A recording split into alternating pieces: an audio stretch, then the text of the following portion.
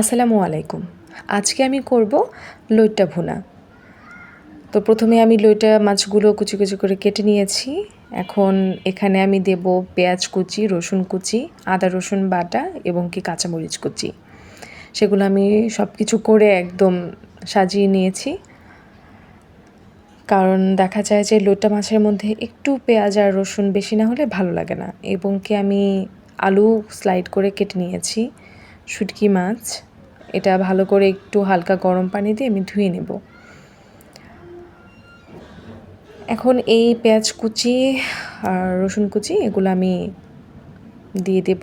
তার আগে আমি লইট্টা শুঁটকি মাছটি ধুয়ে নেব, যার কারণে প্যানের মধ্যে একটু পানি বসিয়ে এটার মধ্যে শুঁটকি মাছ হালকা একটু ধুয়ে নেব। কারণ লইট্টা শুঁটকি সাধারণত অনেক বেশি শক্ত থাকে, আর এগুলোতে অনেক সময় দেখা যায় ফরমালিনও দেওয়া থাকে, এর জন্য একটু ধুয়ে নেব। এ পর্যায়ে চুলার উপরে আমি কড়াইটা দিয়ে দিয়েছি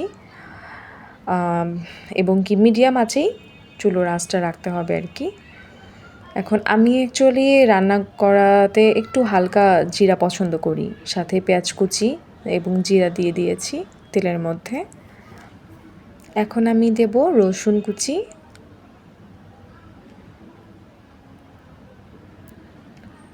তারপর আমি দিয়ে দেব কাঁচামরিচ কুচি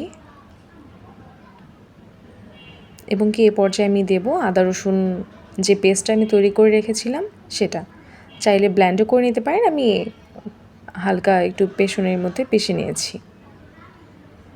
এখন সব মশলাগুলো হালকা আমি নেড়ে চেড়ে মিশিয়ে নেব এবং ব্রাউন কালার করে ভেজে নেব।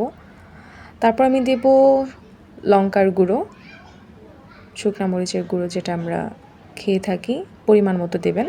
এরপর জিরার গুঁড়ো। এই মশলাগুলো আসলে যার যার পরিমাণ মতোই নিয়ে নেবেন এবং সাথে হলুদের গুঁড়ো দিয়ে আমি তেলের সাথে ভালো করে কষিয়ে নেব। এ পর্যায়ে অল্প করে আমি পানি দিয়ে দেব এবং যা একটা ফ্লেভার বের হয়েছে, আমার কাছে আদা রসুনের পেস্টের ফ্লেভারটা অনেক বেশি ভালো লাগে।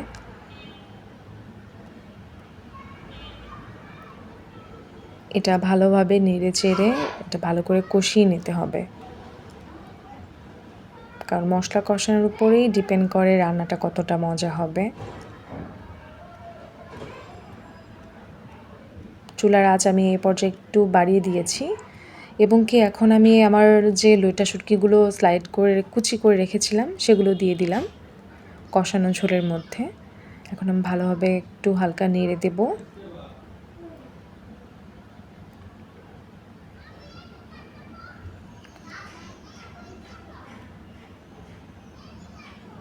তারপর চাইলে কেউ ঢেকেও দিতে পারেন, আমি হালকা করে একটু ঢেকে দেব যাতে করে বাহিরে ঝোলগুলো ছিটরে না আসে এবং একটু ভালোভাবে কষানো হয়ে যায় শুঁটকি মাছগুলো। কারণ লইট্টা শুঁটকি তো একটু শক্ত টাইপের থাকে, এগুলোকে ভালোভাবে না কষালে ভেতরে আর কি ঝাল যায় না, খেতে বেশি মজা লাগে না। আর যেহেতু আমি করবই ভুনা টাইপের, এক্ষেত্রে আমি স্লাইড করা যে টুকরো করা আলু ছিল সেগুলো আমি দিয়ে দিলাম। এগুলো এখন ভালোভাবে নেড়ে চেড়ে মিশিয়ে দিতে হবে ঝোলের সাথে। ভালোভাবে নেড়ে এগুলোকে আমি আবার একটু হালকা আঁচে কষিয়ে নেব ঢেকে রেখে এবং সাথে আমি একটু পানি দিয়ে দিয়েছি। তারপর এ পর্যায়ে আমি চুলোর আঁচ বাড়িয়ে রাখবো।